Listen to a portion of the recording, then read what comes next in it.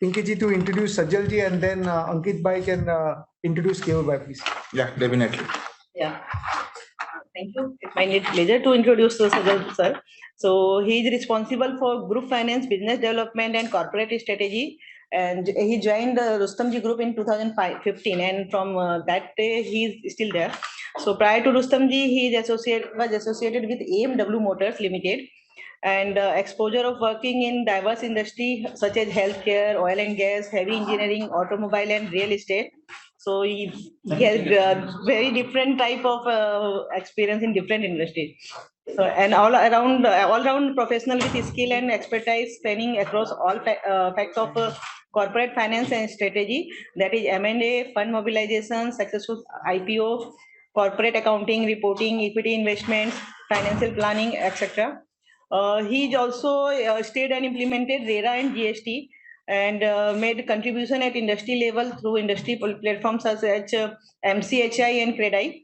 Also managed several strategic assignments such as global ERP empanelments and implement and SOX implement, India implements, business restructuring through merger and remerger. There are lots of these other areas also, but I want to cut it short. And he is also a member of professional and industrial body in ICI, CII, CIAM, IMA, CFO Institute, and he is a regular speaker in different industries and different forums. So with this brief introduction, I want you all to welcome him with. And I request Ankit to give a memento to our today's panelist. Please. Sir, welcome. Thank you. Sir ये जो painting है physically handicap लोगों ने बिना हाथ बिना मतलब उससे बनाई है पैरों से माउथ एंड पैर Thank you. So nice. So Keyur sir is the Chief Financial Officer at Birla Estate, which is part of Aditya Birla Group. He has a professional experience of over a decade. His past experience include 10-year experience in KPMG and 18 year with HDFC Property Fund. Keyur sir has experience in growing business and also developing new business vertical. He has made several technical presentation and present paper in the field of real estate, finance, taxation, and other topic in India and overseas. Sir is a rank holder chartered accountant in final as well as intermediate level. She is a commerce graduate from Shardul College. Thank you so much, sir. It's our pleasure to be here. I request Pinky ma'am and Shardul bhai kindly join moment of part. Sir, thank you. Thank you. Thank you. We have with us moderator Shardul bhai. Shardul bhai is a very senior chartered accountant and a past council member. He is a secretary of Indo-American Society, secretary of Young National Cricket Club, financial controller of the Cup Parade. It's a faculty, regular faculty or many institutes like ICI, Registrar of Companies, ROC, Custom Department, ED Department, NDAT, and many more. With this short introduction, thank you. I request myself and Pinky ma'am. ये बहुत वो रहता है point रहता है. Ma'am, please. Please. अरे नहीं आप आइए ना.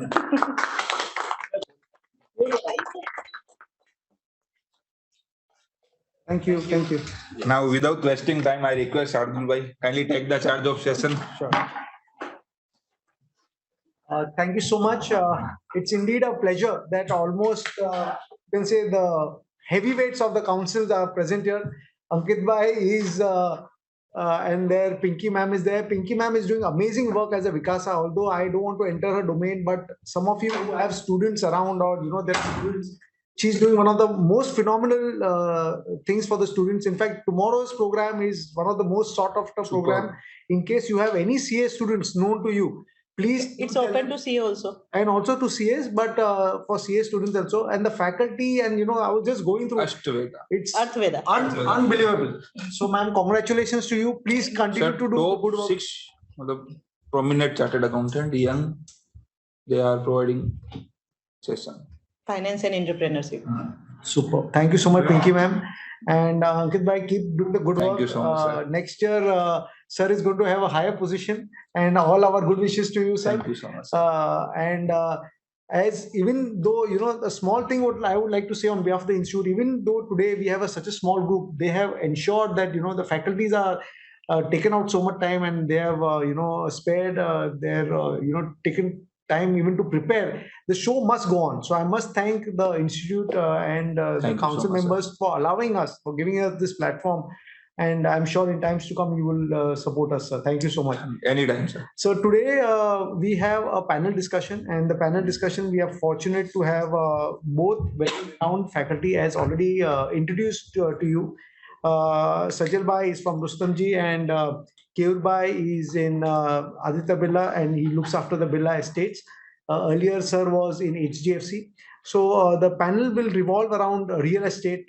We had earlier another person from Blue Dart, but unfortunately he has fallen sick and he could not come. But nevertheless, with the real estate sector, which we will concentrate, I would like to do it in a manner that I will pose a question, and you may both individually give your own views, and at the same time we open it up to the audience.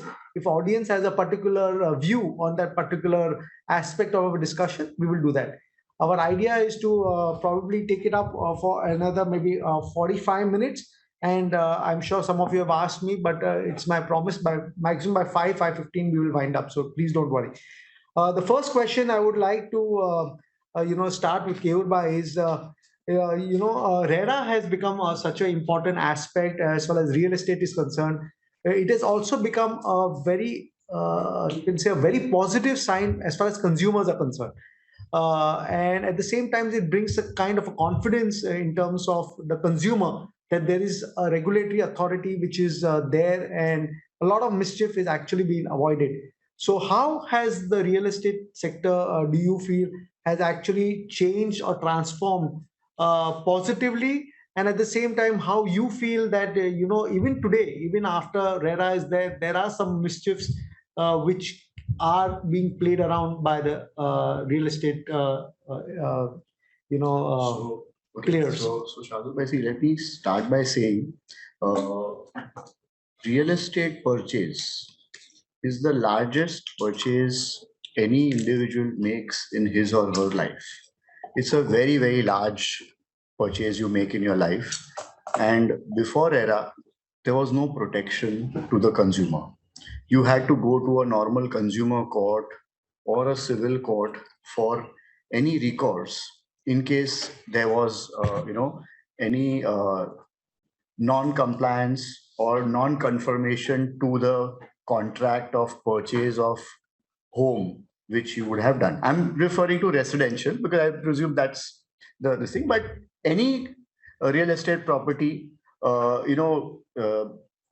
confidence has increased significantly after RERA, and I'll tell you how that has changed. So if you're looking at purchasing a home, in the past, the plans could get changed, the area could get changed, the amenities which were offered would not be part of it.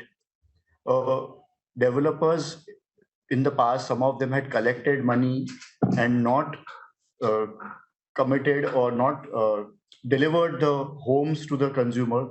So keeping all these aspects in mind, the government introduced RERA, and which is in the interests of the real estate sector.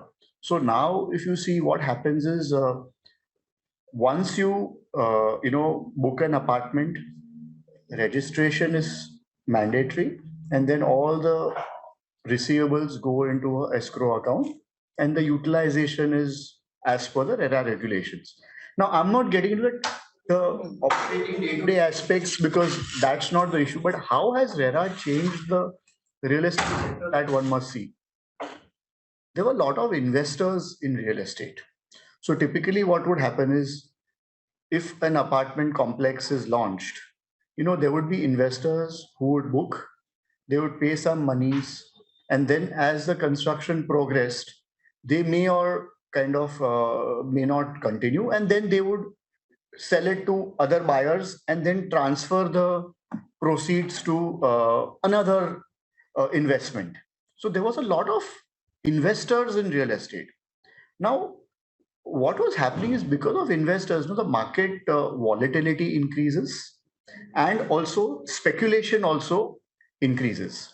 Now, pursuant to introduction of RERA, one more regulation came about, which was GST. So I'm just combining the two.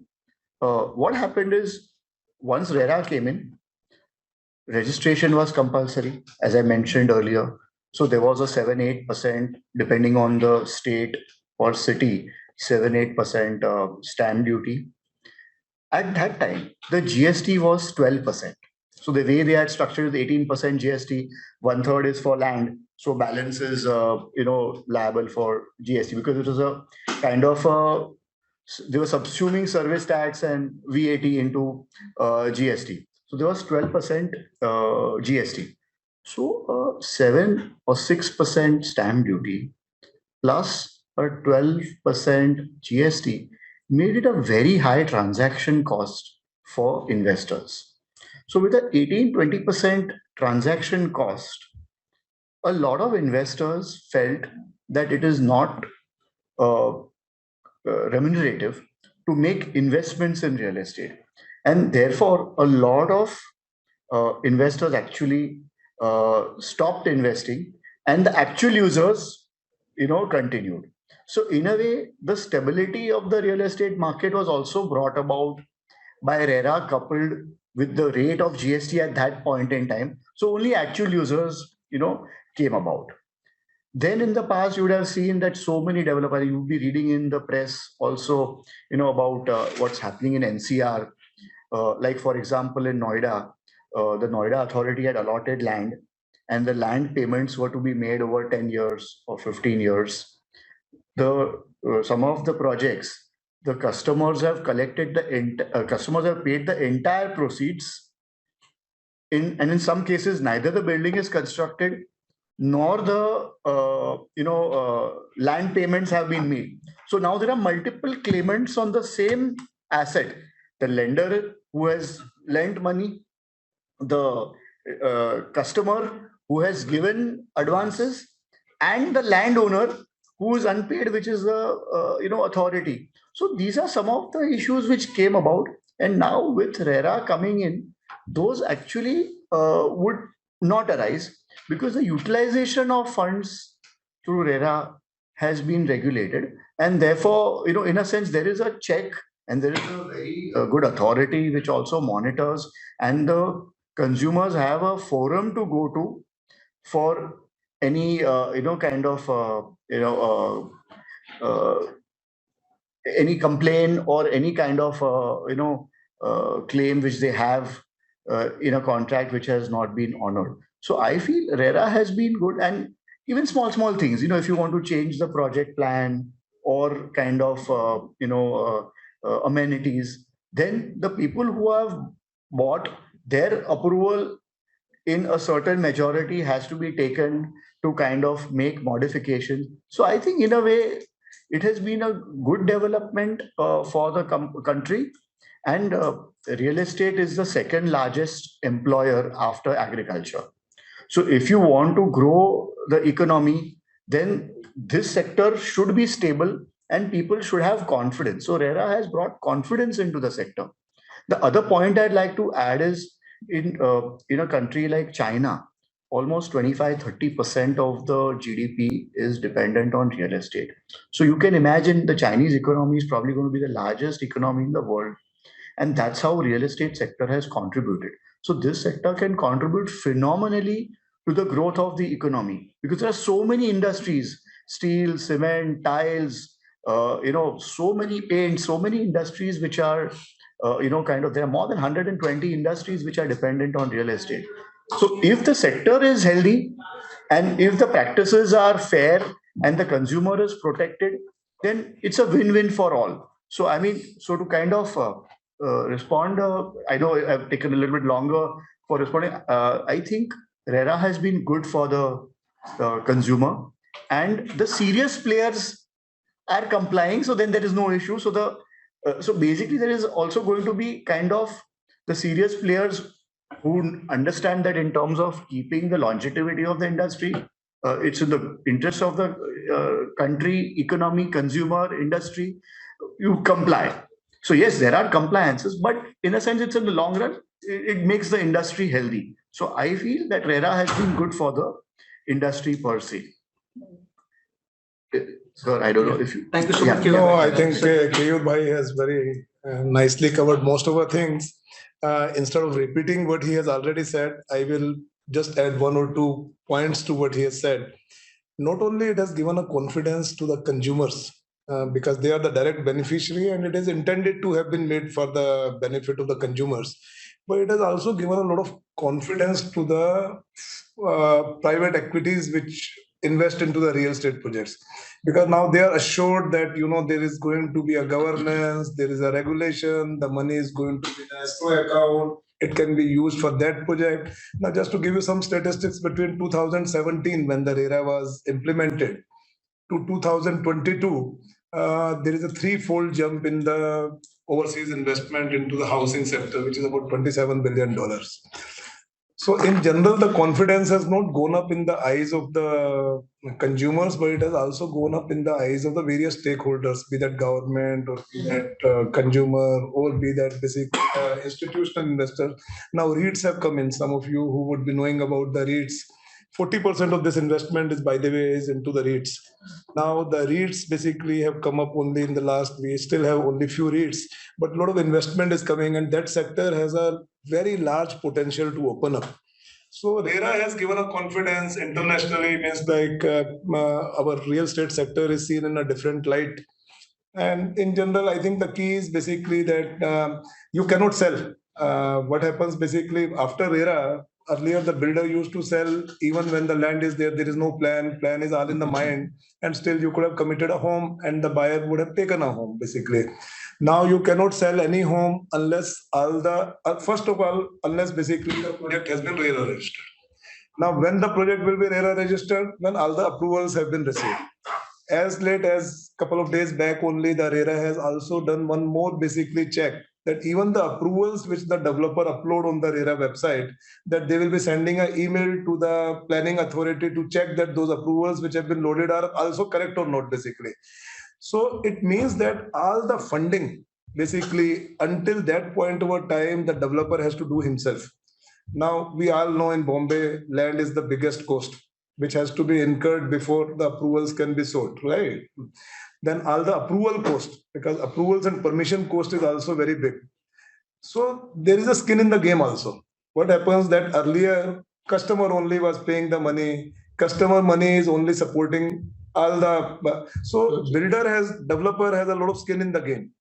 Until the point over time when the project is good to be taken up for the construction, which is when the RERA registration, all the cost basically has to be supported by way of equity from a developer, which is basically from a past projects or by. So all this basically, if there is a larger skill in the game, then obviously there will be a larger confidence. So all these things basically RERA has done well. There is a lot of consolidation in the sector as well, because not earlier, anybody who has a piece of land could have started the business basically and become a developer. Now, various cities have a various level of a consolidation. Some cities have a consolidation wherein the developers which were there pre-RERA versus the developer which are now, they are basically 30% of those many number of developer. Bombay is almost basically 40% of what used to be. So there is a massive consolidation. And like basically some of the, the global cities, the overseas, wherein the real estate development is in a way the complex business. So branded and the organized developers, they basically enjoy the larger market share. So even basically in Bombay, still it is in a single digit, the market share by the top 5-7 developers. But Bangalore, for example, the top 5 developers contribute about 27-28% of the market share. So that's going to be the trend basically. And consumers, of course, basically, RERA, no law is the guarantee basically of everything to be above board. But what happens basically, it prevents or, the easiness with which basically anything wrong can happen is no longer there. Excellent. Thank you so much, sir. Sir, can you explain the impact of GST on real estate a bit more in detail, although you touched upon earlier, but Yeah, so see, initially, GST was 12%, but it was with input credit. But optically, so okay, before that, there was service tax and work VAT. So that rate was, I believe, 4.5 or 5% was the 4.5%, and VAT was 1% or 2% or whatever the VAT rate was. So optically, the rate has almost doubled or tripled. So 12% when you have GST, and then when you're buying a house, anyway, you're stretching yourself, because whenever you buy a house, you're scraping the bottom of your savings, all your assets, investments, everything, because it's human nature. You will always like something more than what you can afford, and I don't recollect it by heart, but Javed Akhtar Saab has made a very nice poem or a line that Mumbai mein ek kamra kam hai sabke liye, that is the way it's an, I don't know it by heart, but that is what it is. Everyone wants something larger. Okay, so coming back to the thing, you are anyway pushing yourself to buy a home, and you're trying to meet the finances, and then the transaction cost, which is 12%, optically becomes very high. Although you get input credit, so the builder or the developer would adjust that in the price, but optically it was becoming a hindrance to sale. Plus, you add stamp duty to that, and again, when you buy a home, you have other costs of furnishing it, etc. So that initially was a big impediment. Having said that, then the government reduced it to 5%, but without input credit. Now most of the inputs are at 18% or above for real estate. So that in a way becomes a burden on the sector. So, but I mean, we're not getting into the the taxation aspects of what is the right rate or whatever. I'm not getting into that, but that actually has kind of improved the sentiment, because when you reduce it from 12 to 5%, it kind of improves the sentiment. But yeah, there is a cost involved, and there is no input available for that. So that is something which maybe in the long run, the government will realize that if you want to grow the sector, maybe some kind of an input credit or some kind of a mechanism can be worked out on GST. That would be the thing. The other thing which also happened is when GST was introduced, a lot of developers at that time kind of had inventory, and GST is not applicable post OC. OC is occupation certificate. So a lot of inventory got sold because optically the consumers felt, I'm saving 12%, because that time the rate was 12%. Now that actually has had a very lasting impact, because today the consumer knows that there is no GST post OC. So in a way, inadvertently, GST has also pushed the sales cycle a little bit later, because anyway, in some of the regions, the real estate deliveries were slow, delayed. Some developers did not, kind of deliver. And this is a cost. And optically, if you know that post OC, if you don't have GST, you might want to, buy post OC. So to that extent, it has also, in a way, increased the working capital costs of business and pushed it forward. But having said that, the reputed organized developers are able to do pre-sales because the consumers have the confidence. So ultimately, people look at the overall cost price, whatever may be the line items in between. People look at the overall cost price. So yeah, so to kind of summarize, GST is a cost, and to the extent it could be reduced would help the sector. My one question, earlier it was service tax and it was 18%. So I think it is less than that. And at that time also input credit was not available for service tax. No, but it had been reduced to 4.5. if I recollect, the service tax was... It was 15% on 30%. Yeah. So which works out to what Keyur bhai is saying at 4.5% effectively. And also the input credit was available on the services, because you are paying the service tax on a services. On the goods it was not available, on a services it was available. Now 4.5 plus 1% was the Maharashtra rate, which is 5.5%. 5.5% went to 12%, and that is where basically the sentiments got adverse.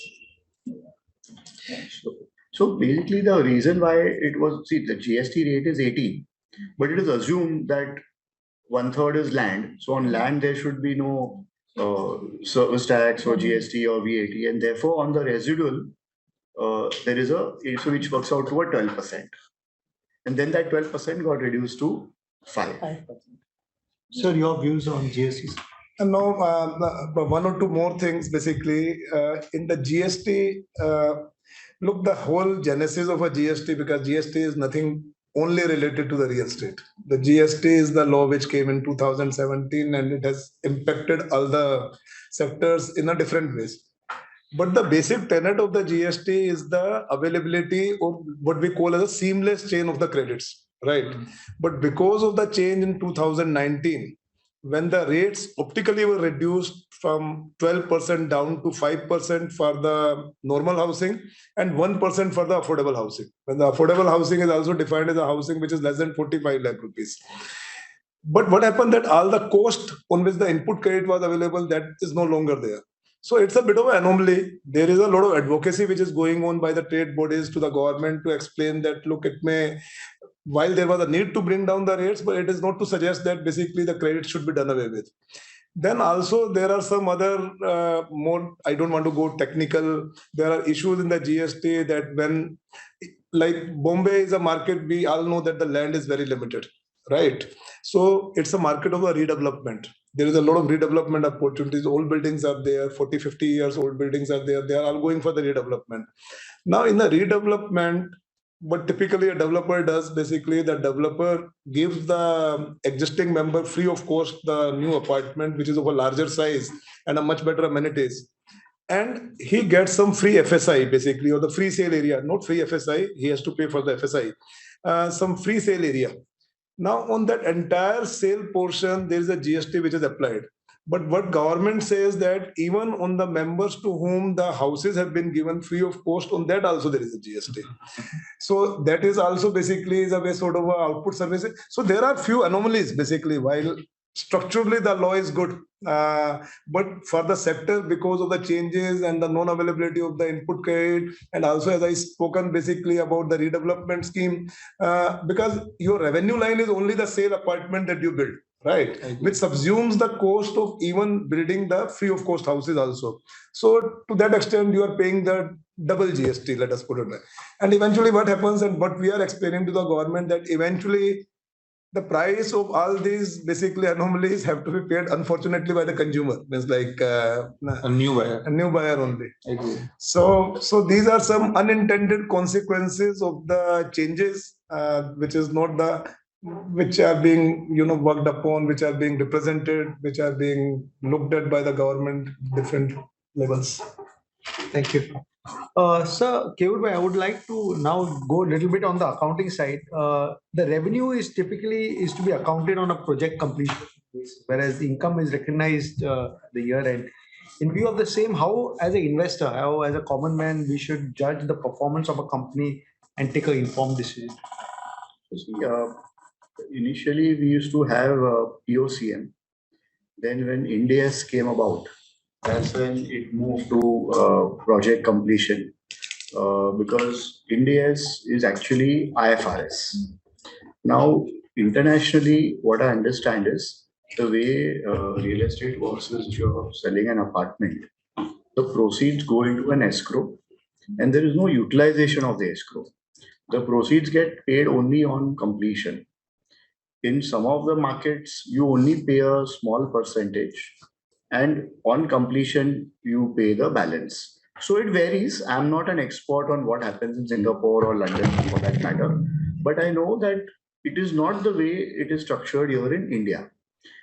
In India, what is happening is 100% of the payment comes in tranches, which is, going into the RERA account. So in my view, if you ask me, the developer has access to the cash flows based on certain rules being followed. 30% is anyway permitted to be utilized, and 70% is based on the progress. So in my view, when the access to cash flows is there, having a project completion basis of accounting is in a way pushing back the revenue recognition, maybe with some guardrails. That only when you, like in the past, the guidance note is to provide only when you cross 30%, you can report revenue. Maybe with some guardrails, we could have done that. But then you can't say you are IFRS compliant, because it's a Western law accounting standard, and it is unique to the industry in the West, which may not be completely comparable in India. So there are much larger implications. If you deviate totally from IFRS, then to the reporting community or to the investor community, then the Indian financials do not become compliant, and you kind of lose out on the foreign capital. So, and this is just one industry which we are in, which is real estate. IFRS for all sectors. So you can't have that, okay, we will apply Ind AS for ABC industries and not for PQR. So that's not possible. So this is one of the challenges which our sector is facing, and because of which, you cannot report the profits based on progress. And to the investor community, to that extent, the profits can be lumpy, unless once you reach a critical size and you have multiple projects in play, then at some quarter, some phase or some project is getting completed, then to that extent, this problem does not arise. So in a way, for larger developers, this issue is not there. But for the smaller developers, this issue is applicable. Now, be that as it may, if that is the situation, how do you look at the financials of because this is the way the law is, you can't change it. If that is taken as a given, then how do you analyze? There, I would say you look at the cash flows, because the cash flows are coming in from sales. And if you are able to see regular cash flows versus the cost which you are incurring, and with each cash flow there is a margin coming in, because you are selling at a cost plus. So you analyze the cash flows, you forecast what is happening, you see the sales linked to the units, total revenue potential, and the percentage unit sale. You get the percentage revenue collected and booked, because today most of the listed players are also reporting booking revenue and collection revenue.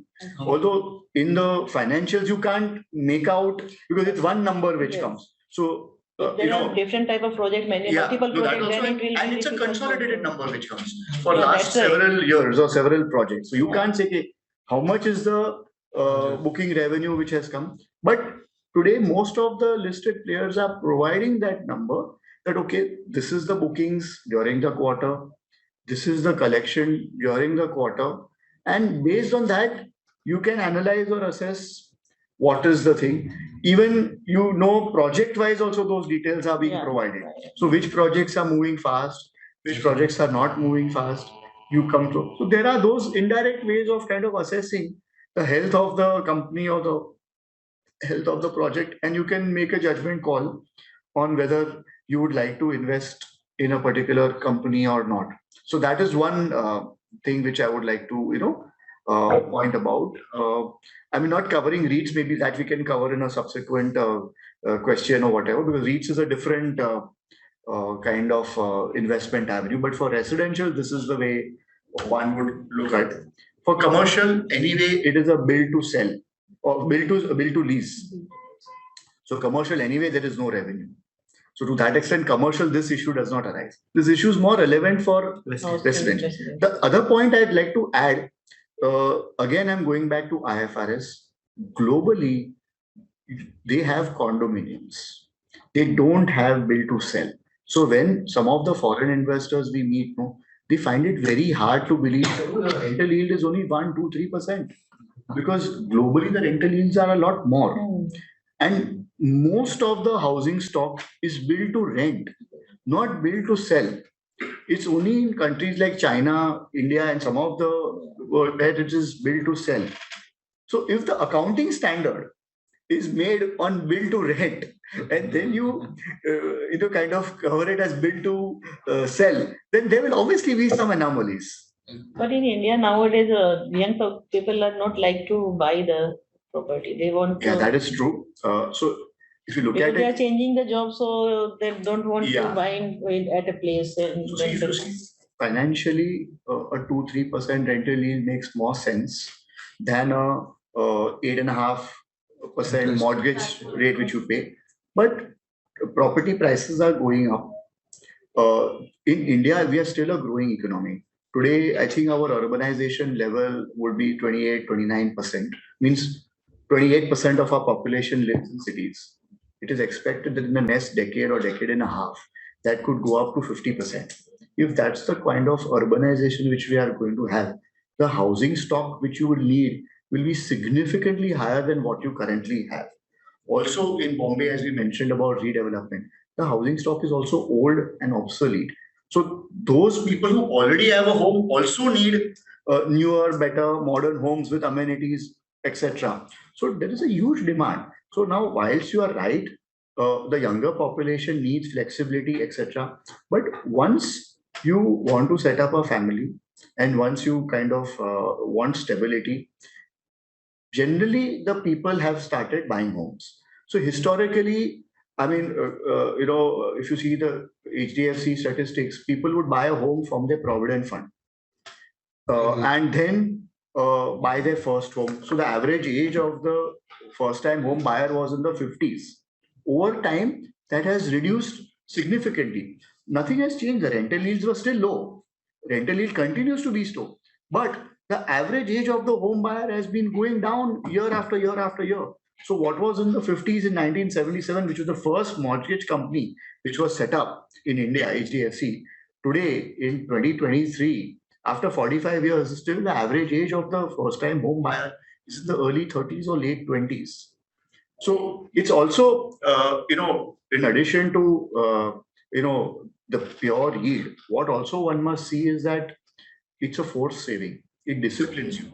Because today, if you are getting 100 rupees as salary, you can get a loan up to 40, 50. So you are kind of disciplining yourself. You are kind of making sure that you are creating a asset for yourself. Whereas if you had not purchased a home, you could spend it on normal consumption and not building an asset for yourself. So those are those softer aspects which cannot be put into Excel, but there are those benefits also there of buying a home. You may have. But earlier that there was a concept that घर अपने पैसे से लेना है, loan लेके नहीं लेना है. That's why the people are differing. But globally, Pinky ji, globally, mortgages is a very large industry. अभी लोगों का वो थोड़ा change हुआ है that we can take a whole loan for house. But earlier when we were small, then at that time we heard that कि नहीं अपने पास पैसा होगा तो ही घर लेंगे, loan नहीं लेना. That is true. That's so the now the mindset perception has but it's changed. changing. Yeah. See, today people are taking consumer loans.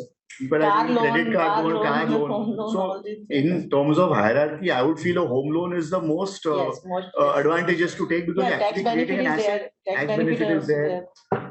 Also, to some extent, sometimes, because of the rental regulations, some of the landlords have been hesitant to give a home on B1 license basis for long tenures. So there are many people who say, okay, 2 cycles are over, 3 cycles over, please vacate, even if everything is okay. Then to that extent, it disrupts the family. So there are pros and cons of everything. You are very right about the rental yield being low optically and that, but there are huge advantages and benefits of also having your own, like you need certain, I mean, I'll just give simple things, these cannot be built into an Excel, but you need certain amenities. You want to make some modifications in terms of size of the room, furniture. You will always hesitate. Okay, I'm on rent. I don't think I can do that because if you later on decide to change, then that furniture may not fit in the new place. There are many such things, So I think to a certain extent, people have realized the benefits, and it's like a SIP. People are used to SIPs now. So the home loan becomes like a SIP going to creating the capital asset. So why pay interest? Pay for equity. And once the rental yield crosses 4.5%, then it is more beneficial to buy, because you are anyway getting a tax break also. So in some markets in Hyderabad, for instance, the market had been flat for a long time, and the rental yield had moved up 3-4%. It had gone up to, and then the market came back in a big way, and people started buying. So yes, historically rental yields have remained low, and I think it will remain for the fairly foreseeable future. In my view, it's unlikely to change dramatically. 2-3% average. What about the GST on affordable house? That's low, 1%. That's 1%. No, Sajal, your view on this here. Just quickly answering her question. So affordable housing is defined as a housing with the value of 45 lakh rupees. Of course, there are sizes criteria also. In Mumbai and the bigger cities, it is 60 square meter, which is about 620 odd square feet. And in the smaller cities, it's 90 square feet. But if you typically look in Bombay, you don't get the house at 45 lakh rupees. So as such, the affordable housing scheme is not very relevant, at least for the large audience which basically want to buy in a Mumbai market. Not even Kalyan or not even Kalyan and this thing. Yes, sir. Even in Patna also you can't buy. Now coming back to Shardul bhai, your question of the accounting standards, the India's accounting standards permitting the revenue recognition on the completion of the project, causing a lumpiness in the revenue and the reporting. So now I think the investor community and the analyst community have in a way basically started looking the real estate business in a different light. They have developed the alternative ways to analyze the balance sheet or analyze basically a business of the real estate.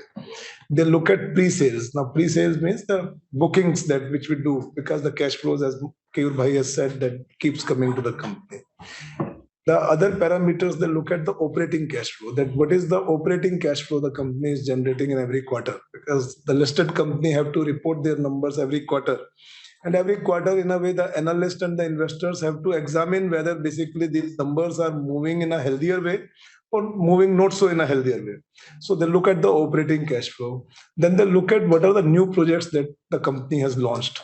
What are the new projects the company has added, basically.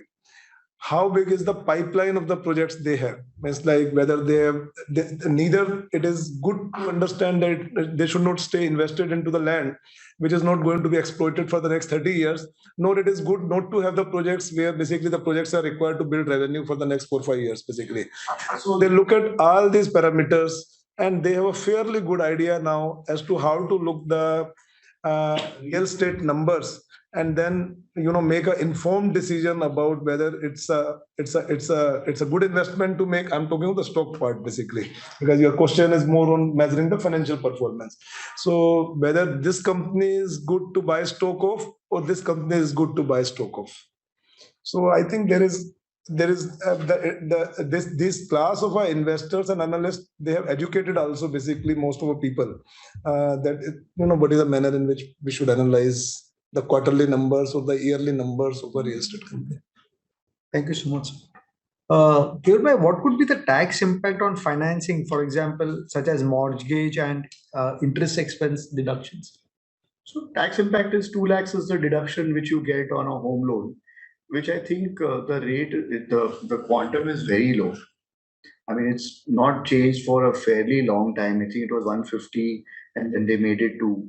But I think if it's a 8% rate of interest and on 25 lakh loan, it will work out to, 2 lakh rupees. So 25 lakhs means if you look at it, is not a size of an apartment you're not buying any city. Affordable. Yeah, because typically the loan to value goes up to 80%, 90%, You take a loan, 80-90% you can take. So 25 lakh, if it's the loan amount on which you get a tax break, the maximum tax break, I mean, it's really catering to the, I would not even say affordable housing, but it would be some level below that also. So yeah, I mean, like Singapore has, the stamp duty changes on every additional home you buy.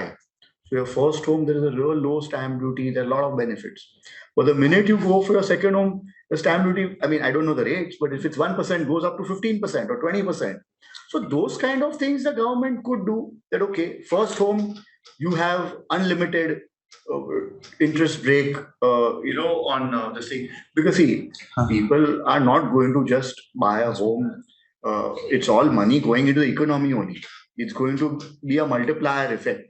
But if you encourage home buying, so many other industries will benefit. Because today, if I get only 2 lakh rupees tax break, I mean, fine, I will still buy the home for the size and the area which I want. But there is no benefit coming to me if I'm the first time buyer. I mean, you're actually distributing wealth also. You're kind of making the whole economy more equitable. If you are giving this, and I'm sure there are ways to kind of figure out that, okay, same family, it should be one home only, because today the MIS and the IT infrastructure is so robust that you can kind of get that data. But I think there is a merit to kind of increase that, in my view. 2 lakhs is too less a sum. There should be more incentive for Actually, this homes. 2 lakh limit was 10, I think long back this limit was set. 2 lakh. Yeah, it's not changed with inflation. Yes, that's No, I want yeah, to say. that's what it 2 is, lakh no? and 1,50,000 for interest. Both It are. should, it should both- actually, it should go up, in my view. It should be. Sajalji. No, what they have done for the affordable housing, they have given an additional deduction of 1,50,000, but it is of no use. Because how the affordable housing has been defined is 45 lakh. Now 45 lakh में से अगर 8% rate of interest है तो 25 lakh उसको loan इतना मिलने वाला है मतलब जो है तो that is only a good optics basically बाकी उसका कोई खास meaning नहीं है so and to answer your question I don't think that your planning changes the finance with the financing option irrespective of the financing option these are the taxation laws whether you are funding in a X manner or Y manner or in a Z manner the overall deduction available is 2 lakh rupees plus, as I said, the 1,50,000 for the affordable housing, which is more of a IVAS basically than a real deduction. But then there are some benefits available on the capital gains, basically, if that is reinvested into the another house, then it becomes tax. But that is also limit for Now 10 crores is the limit. Then the last budget only they have brought in the limit of 10 crores, but I think it's a fairly large limit. 10 crores of a capital gain made on a house, that is where while it may impact ultra high basically cost houses, but I think still the 10 crores is not going to impact the majority of the buyers. Let us put it like that. उसके बाद वालों को वो फर्क नहीं पड़ता ऐसी उसके बाद वालों को that is the government thinking कि उसके बाद वालों के लिए तो कुछ करने की जरूरत ही नहीं है. That exemption also limited for 2 house, no only. Yes. Yeah. Oh, 54 है. So since we were already on this topic, sir, how did the real estate sector actually react to these changes on the budget? What do you feel, sir? The changes I in the think the budget. changes on the budget are largely what got welcomed a lot basically by the developers and the real estate industry is the focus on the infrastructure. The government has basically put a lot of focus on the infrastructure. We look at Mumbai, we all live in Mumbai. What has been told as per the published figure, the infrastructure, public infrastructure project worth 3 lakh crores is going on at the moment. Be that the metro railway network, be that the Trans Harbour Link, be that the coastal road project, Navi Mumbai airport project, the bullet train between Ahmedabad and Mumbai, the underground basically tunnel road projects. So that is a kind of the whole city looks like a construction site at the moment, right? So obviously, basically there is a lot of disruption at the moment. But then over a period of time, it is going to have a transformative effect both on the industry, real estate industry to which we belong. But also basically we are also a resident, basically we are also inhabitant of the city. It is also going to change. Maybe it will take 4, 5, 6 years and progressively we'll start seeing the change. But there is no other go but to, take the short-term pain for that. So real estate industry has reacted very well to this part of the thing that there is a massive boost on the infrastructure, and particularly in the MMR, although it is across basically the infra is moving up, but in the MMR it is moving up at a very high pace. Keyur, by your view on the changes in the budget as far as real estate? I think, yeah, I mean, I agree with Sajal Bhai's views. One But change, I honestly felt that 10 crore limit was not required. I don't know. Personally. Yeah. 10 crore limit was not required, to be very honest. It has impacted basically, and especially in Mumbai, basically. Yeah. It is not that a 10, and genuine buyers who are selling their ancestral home, let us put it like that, which over a period of time has, in terms of accretion in the value, has become, let us say, 20 crores. Now to limit that only 10 crores, it is an unwanted change. Let us put it like that. But as I told you, the government is not very sympathetic to the people in the upper bracket, basically.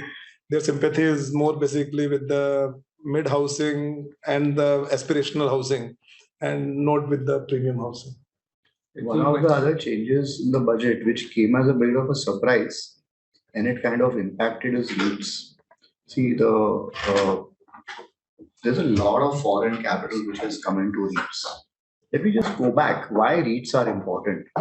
India is a capital scarce country. So we need capital. Cost of capital is high. Now, what is the rental yield you get on a residential property? 1.5%, 2%. Now, here we are talking about office. The office yield is 7 or 8%.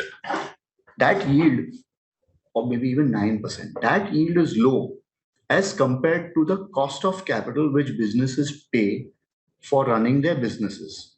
So let's say the borrowing rate would be in double digits. So effectively, you are paying, I'm just giving an example, paying 12% rate of interest, but you are holding an asset which is yielding only 7%. So globally, most multinationals don't own real estate. They take it on rent. Rent is tax deductible, and also it gives them flexibility if they want to scale up, scale down, and they are not experts. If it's a company which is manufacturing shampoos and detergents, they say we'd rather focus on our core business and let the real estate be owned by investors who want yield. Now, who wants yield? Insurance companies, pension funds, provident funds. These are the investors who want yield because they have to pay the pensioners or they have to pay the policy holders. So in a way, the advantage of having REITs is there is so much capital globally which wants yield. And India relatively, and we are in countries like Japan or even in Europe, there's a negative rate of interest until long ago. So if you put a deposit in the bank, you have to pay the bank. You don't earn interest. So in that kind of a global scenario, it's good to have foreign capital. Let them own the office building, and the company pays rent, because the return on equity or the return on capital employed on the core business is much more than 7-8%. So you are allocating or utilizing capital more efficiently by not owning the real estate. And therefore, in REITs, a lot of foreign capital had come about. So effectively, there are office spaces in Bangalore, Mumbai, Gurgaon, which are owned by foreign institutional investors, and they are occupied by Indian and multinational companies. Now, coming back to a budget question, there was a change in the budget whereby certain distributions became taxed at the highest or the maximum marginal rate. Now, I'm not getting into the merit of it. I mean, there may have been a merit to tax it, but with great difficulty, we got this regulation in. Such changes could have been done with a dialogue or a discussion, because the budget was introduced and then in the Finance Act, it was kind of amended. But what happens, these international investors, then they kind of don't like changes. And that is one change in the budget, which I think could have been done more elegantly. Thank you so much, Keyur.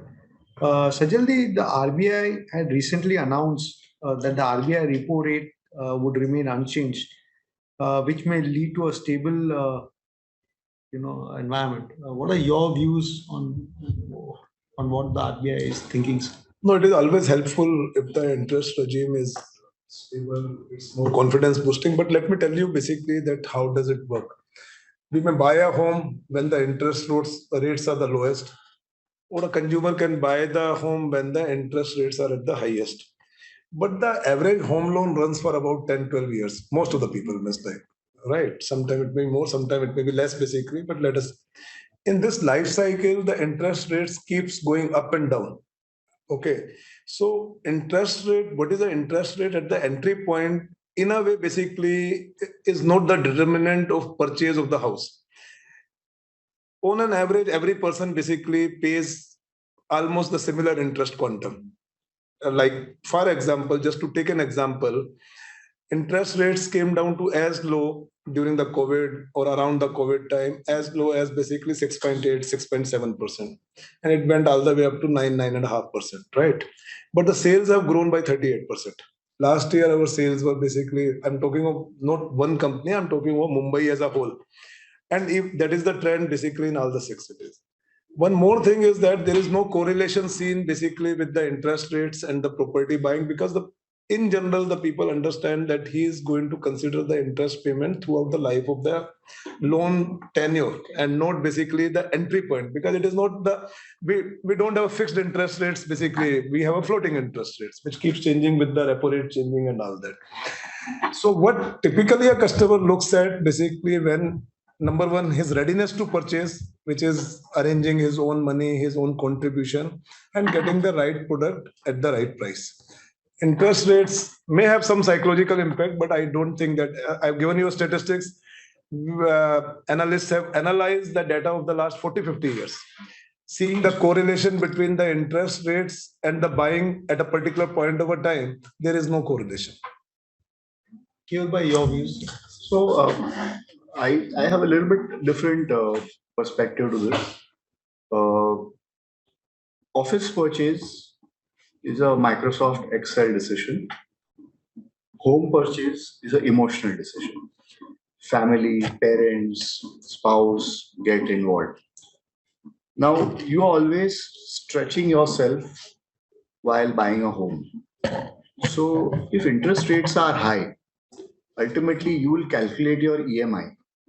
So, if you are at, I completely agree with Sajal bhai that over a 10-15-year-old cycle of mortgage, rates will move up and down. But if interest rates are high, you will calculate your EMI at the time of buying or making a decision of buying a home. Yes, your income will go, you will get your annual increments, you will get your annual performance incentives, etc., etc. All that, you know that. But psychologically, if the interest rates are high, you will have a higher EMI. And that, in my view, does impair the decision making for purchasing a home. Because at least for me personally, if I had to make a purchase and I know the interest rate is 9.25, I will calculate it. एक बार घर ले लिया, एक बार purchase कर दिया, क्या EMI होगा कल से? So if it is low, you will say, "Arey, let's go ahead and buy a bigger property or more expensive property." But it's a psychological or emotional decision. So thoda impact to hota hai. Not everyone is financially savvy to kind of understand this, that it's over a 10-15 year, so rate will normalize. But it does impact, in my view. Yeah, just one additional point. It impacts the eligibility also. If the interest rate is high, the EMI is higher. Correct. So the loan eligibility goes down. And because of loan eligibility going down, that is the more immediate impact basically, because X person with the X amount of an income was eligible for X amount of a loan. It is now X minus Y basically. Yes, correct. Absolutely. Sajalji, what do you think is your view or your thoughts on how your company or your industry has seen pre-COVID and during COVID and today? Like, can you give us some example? Are you growing more exponentially, or what is your takes at post-COVID? No, I think the real estate as a sector has come out very well out of the COVID. Yes, when the COVID came, like on many sectors, there was a direct impact, immediate impact. Post-COVID, basically, the sales are very high. It's like, as I quoted the numbers by the various, the data which has been published, the sales have gone up by about 38-40%. Inventory has come down to all-time low. It is about 18 months inventory now, okay, which used to be about 47, 46, 48 months. So it has come down to all-time low. I will also say that there is a structural shift in post-COVID. What is that structural shift is that the spending behavior of spending pattern has undergone a change. You will see, like we all read in the newspaper, the luxury car sales has gone up by 50%. The leisure travel is going up. Hospitality industry has come back. Similarly, in the premium housing, when I say premium housing, means the housing which are basically, there is a far more favorable impact, because after COVID, everyone is realizing to have a decent home, a home of a decent size, with this work from home culture or the hybrid culture. We all know that it is impossible to have an office in the house unless there is an adequate space. We don't have a space enough for the house, when leave aside for the space to work. So there is a huge amount of a change in the buying pattern. There is a large amount of a replacement market which has come. A lot of people have upgraded their home or upgrading their home to a larger homes. Those who are not having homes basically want to have homes. Like you asked the question, the millennials or the younger population doesn't want to buy. You're absolutely right. But I think there is a change in the thinking post-COVID. The post-COVID basically, because all these bachelor guys also basically who are not having a homes, one room shared by 4 people, and the amount of problem they have gone through has been the maximum. Okay, so there is a general realization that it is not only about the financial calculation, it is also about having a social security. You want to do something. So I think this as a sector has come out very, very well. This I'm talking about the residential side of the sector. Commercial side also, of course, it has improved a lot basically.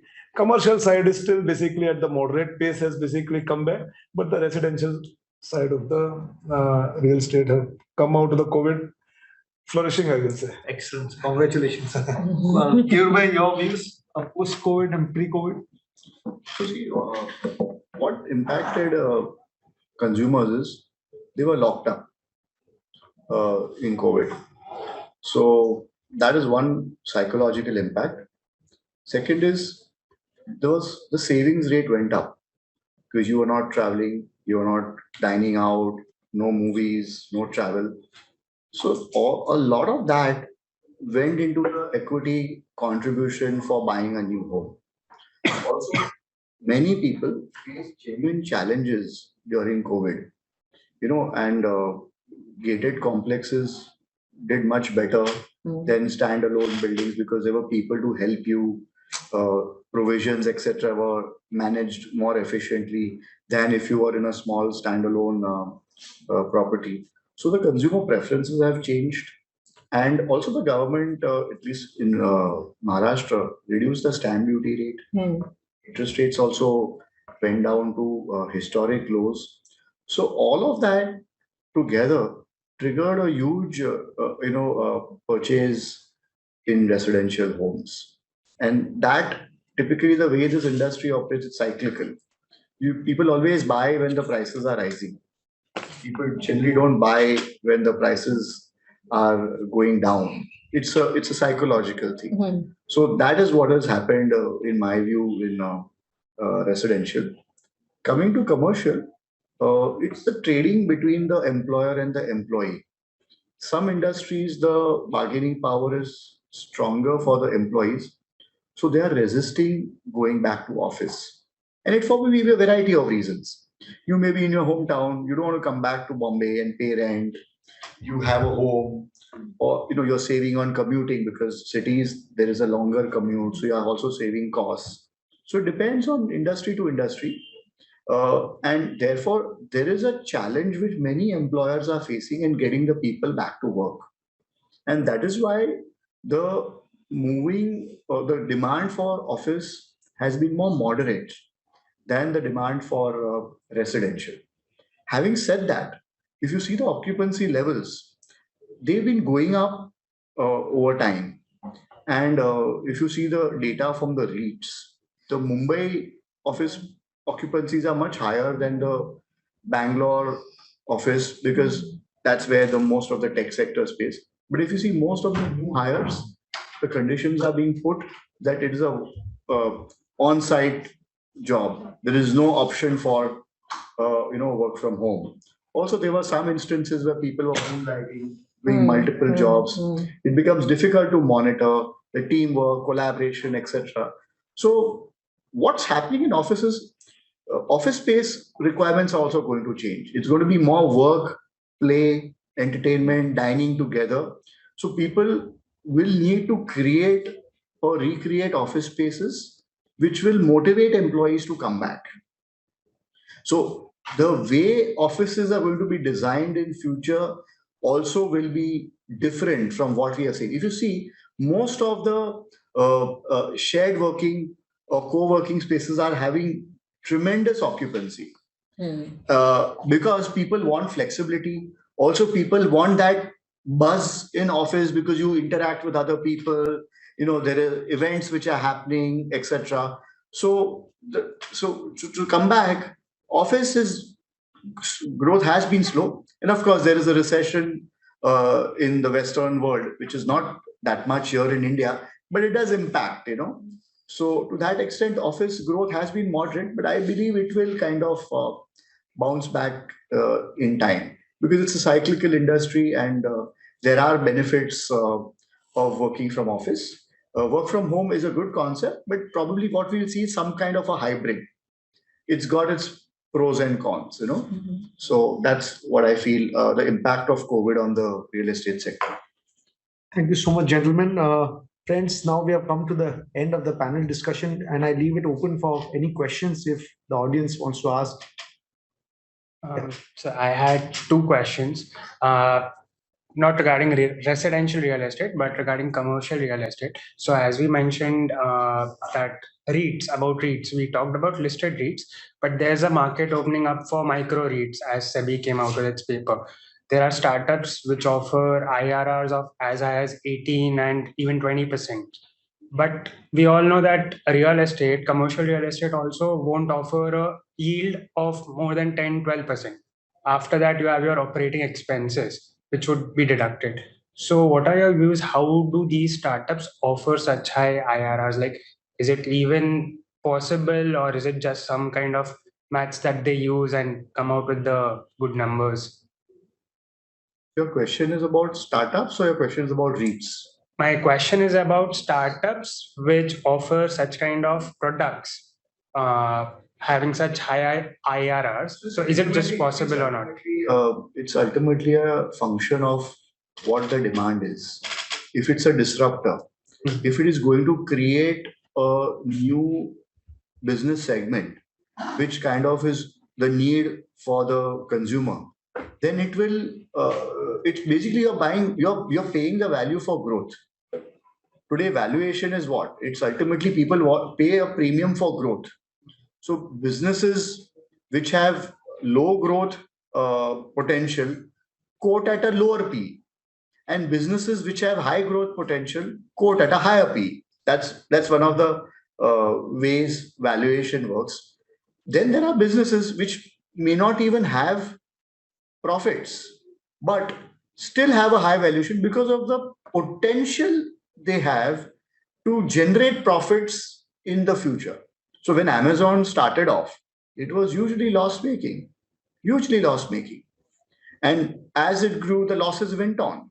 Similarly, even insurance sector, because the entire premium has to be paid upfront, whereas the policy is over a 10-year, 15-year period. But the upfront commission which you pay, which is higher than the annual recurring commission, it has to be charged off immediately. So the more you grow, the more losses you make. But you are adding annuity. And that's why the insurance companies, when they were growing fast, they were making losses, but they were having a higher valuation. So same applies for startups. So just to I may not have presented it correctly. I wanted to understand not from the startups investors point We're of view. talking of startup REITs basically. Startup REIT, Where the SEBI is now fractional owner. 25 crores, they are talking of bringing down the limit also from a 500 crores to 25 crores. Right? And also for the broader retail audience, they are coming out with fractional ownership of real estate. So you and me can invest No, understood. 10,000 rupees and get 18% IRR on a real estate property.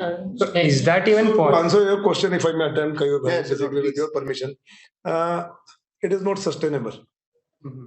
There can always be a one-off situation wherein one may make basically 18% or 20%, but it is not something which is sustainable. Real estate as a project means like you will have 8% basically of the rental yield, and there will obviously be 4-5% appreciation, let us say, and then there are expenses basically. So what is sustainable is 10-11%. Yeah. Okay. Now a particular one startup bringing two properties at the opportunistic purchase at a opportunistic location, having a set of friends basically wherein I tell Pinky जी कि आप भी आ जाओ इसके अंदर अच्छा है मतलब जो है इनको वो confidence में आ गए, and but अगर आप इसको institutional way में if you want to evaluate, then this 18-20% is not something or otherwise if it is 18-20% then it cannot scale up basically. One of the two, because if you are only looking at the opportunistic purchase means that you can't participate in the larger game. Then every time you will look at ki after 2 years also if there is a property comes I will buy, but it has to be opportunistic, then it can't scale up basically.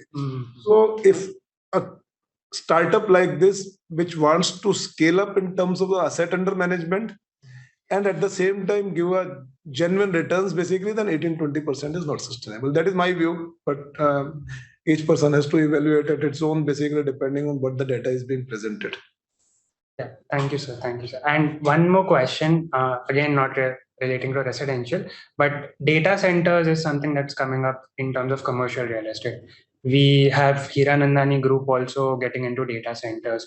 So what are your views on that? Would more real estate players get into this data center space, or would tech players come and develop data centers? Tech players will do what they are good at, and the real estate player will do what they are good at, because it requires a collaboration. Because for building a large data center, you need the large real estate piece of land, the places and all that. So real estate has a role to play. Means like it is not the right forum for me to speak the way you have quoted the Hiranandani. Our company have signed the MOU with the Keppel Land of Singapore only a couple of days back to develop the large data center spaces basically. So data center, there is a huge headroom for the growth. But you need both technology, you need the understanding of that particular area at the same time. So real estate guy will do what he is good at, that is the real estate space, land, development permissions and the development. And the tech guys will do what they are good at, and that collaboration is required basically for it to flourish. Thank you so much, sir. Last question. So we said that confidence has been built with RERA coming into picture. But at the same time, if you see IBC is also there. And there are some provisions which are conflicting when it comes to IBC and RERA. Whereas a purchaser as per RERA is a secured one, but as far as IBC goes, is an unsecured one. So whatever will remain in IBC, the last will be given to the home buyers. No, that has changed. What you are speaking, I'm sorry to interrupt. What you are speaking is an earlier position under the IBC. So there has been a Supreme Court decision in the Amrpali case, basically in Noida, and now the home buyers are given a preferential treatment. So they are no lesser than the banks, basically. So that is no longer the scenario. Home buyers, basically, because there are social issues in keeping the home buyers in the lower rung of the order in terms of the preferences.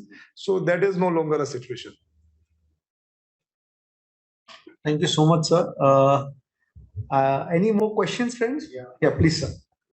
Sir, being a labor-intensive industry, do you think any technological advancement in year to come in say 3 to 5 years or 7 years? Lot. It is continuously happening. Technologies in terms of the kind of a construction, the construction technology, because you also need to develop it faster. I think we spoke about how the sales are shifting towards the later cycle of the construction, which means that there is an inherent need to complete the construction fast, because otherwise the working capital for the developer will stay blocked for that much longer period. So there is an inherent economic and financial need. And at the same time, technology is coming. There are a lot of prop tech companies which are coming, who are also helping in terms of bringing a lot of prop tech fund. HDFC has started a prop tech fund, basically the capital of 500 crores. So there is a lot of changes. The developers who understand the developer, again, it's a evolution basically. But to answer your question that whether it will change, it will definitely change. Whether it has changed, it has already changed a lot. But then it's a long journey which needs to be done basically. Can you give us some example? Because I know some of the companies in, I think, South, they're using this precast technology whereby, they. Correct. Precast technology is one. I will tell you this, my one that we use, the formwork. Earlier, for the scaffolding, there used to be a conventional scaffolding. Now, instead of a conventional scaffolding, you use a few My1 sets wherein it keeps getting recycled and you can keep doing 4 floors together. Our slab cycle, which used to be earlier 15, 16 days or 18 days, has now come down to 7, 8 days per slab cycle. So there is a lot of technological input which is going into the construction of the complexes, because there is an inherent need to do the construction and the construction completion faster. Now RERA also, in addition to everything else, it's like also speak about what is the project completion date. So that also is one parameter on which the developer is governed, in a sense that if you delay beyond the completion date given in the RERA, then there are consequences, financial consequences. So with the ecosystem changing and also the developer themselves wanting to do better, because gone are the days when any inefficiencies could have been passed on to the consumer.